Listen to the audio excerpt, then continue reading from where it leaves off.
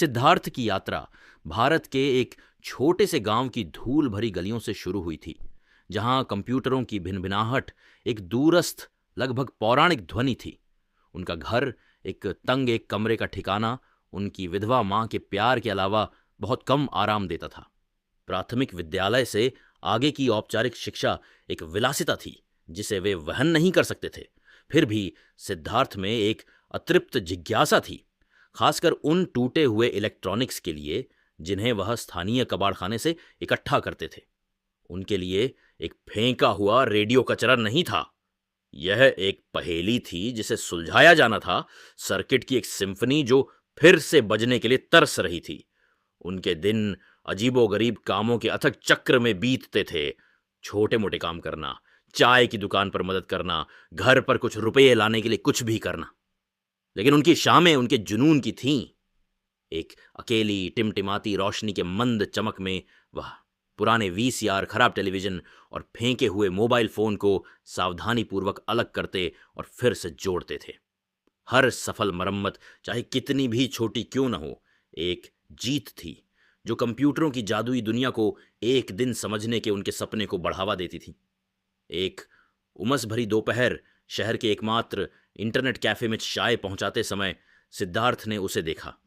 एक desktop computer, उसकी screen रंगों और सूचना का एक जीवंत कैनवास थी।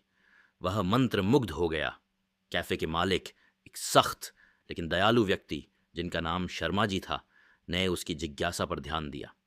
सिद्धार्थ अपनी इच्छा से प्रेरित होकर इलेक्ट्रॉनिक्स में अपने स्व सिखाए गए कौशल को कबूल किया। लड़के की ईमानदारी और सर्किट बोर्डों के सरप्राइजिंगली कोहेरेंट एक्सप्लेनेशन से प्रभावित होकर, जिसे उसने फटी हुई किताबों से प्राप्त किया था, शर्मा जी ने उसे एक सौदा पेश किया। बंद होने के बाद हर दिन 1 घंटे के कंप्यूटर समय के बदले कैफे की सफाई करना। यह सिद्धार्थ का महत्वपूर्ण मोड़ था। वे देर रात के घंटे एक रहस्योद्घाटन थे। उन्होंने ऑनलाइन ट्यूटोरियल देखे, हार्डवेयर मरम्मत पर अनगिनत वीडियो देखे और मदरबोर्ड और प्रोसेसर के आरेख का सावधानीपूर्वक अध्ययन किया। उन्होंने कैफे में छोटी मोटी समस्याओं को ठीक करके शुरुआत की, फिर स्थानीय दुकानदारों को उनके खराब इलेक्ट्रॉनिक्स में मदद करने लगे। उनकी अविश्वसनीय क्षमताओं की खबर आग की तरह फैल गई। उनकी अस्थायी कार्यशाला, जो कभी उनके कमरे का सिर्फ एक कोना थी, अब उन औजारों से भरी हुई थी जिनके लिए उन्होंने अथक रूप से पैसे बचाए थे। सबसे बड़ी चुनौती तब आई जब शहर के छोटे सरकारी कार्यालय में कंप्यूटर खराब हो गया। कोई भी इसे ठीक नहीं कर सका और निकटतम प्रमाणित इंजीनियर कई दिनों दूर था। हताश होकर प्रभारी अधिकारी ने सिद्धार्थ को हिचकिचाते हुए बुलाया।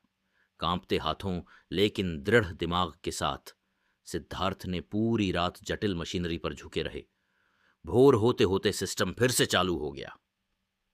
अधिकारी आश्चर्यचकित होकर न केवल उसे अच्छा भुगतान किया, बल्कि उसे निकटतम शहर में एक व्यावसायिक प्रशिक्षण संस्थान के लिए सिफारिश पत्र भी दिया।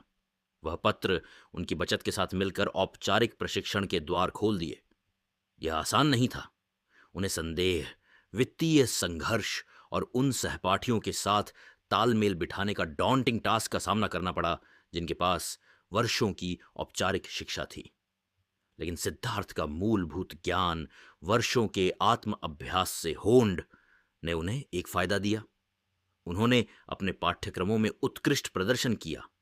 उनकी व्यावहारिक समझ सैद्धांतिक अवधारणाओं से कहीं अधिक थी। स्नातक होने पर सिद्धार्थ को सिर्फ नौकरी नहीं मिली, उन्होंने खुद के लिए एक जगह बनाई। संसाधनशीलता और हार्डवेयर की उनकी गहरी समझ, उनकी विनम्र शुरुआत के साथ मिलकर उन्हें एक मांग वाले आईटी हार्डवेयर इंजीनियर के रूप में बदल दिया। उन्होंने अपना छोटा मरम्मत और परामर्श व्यवसाय शुरू किया। न केवल कंप्यूटरों को ठीक किया, बल्कि छोटे व्यवसायों, स्कूलों और यहां तक कि स्थानीय सरकारी कार्यालयों के लिए कस्टम सिस्टम भी बनाए। सिद्धार्थ की कहानी उनके शहर में आशा की किरण बन गई। एक ऐसे लड़के से जो फेंके हुए इलेक्ट्रॉनिक्स में सांत्वना पाता था, वह जिज्ञासा, दृढ़ता और अटूट समर्पण की शक्ति का एक वसीयतनामा बन गया। उनकी यात्रा ने साबित किया कि वास्तविक क्षमता गरीबी या अवसरों की कमी से सीमित नहीं है, बल्कि किसी के सपनों की ताकत और उन्हें पूरा करने की इच्छा से है। एक बार में एक टूटा हुआ